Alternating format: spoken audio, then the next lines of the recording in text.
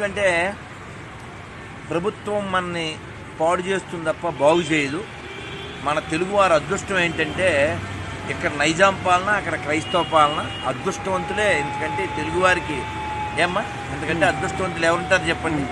2019లో ఓ పక్కన నైజాం పాలన, ఓ పక్కన కిరస్తానీ పాలన, రెండింటి మధ్యలో తెలుగువారు ఉన్నారంటే మీకు తెలుసా? ఇప్పుడు తిరుమలలో అద్దె గదులు రేట్లు పెంచారు తెలుసా?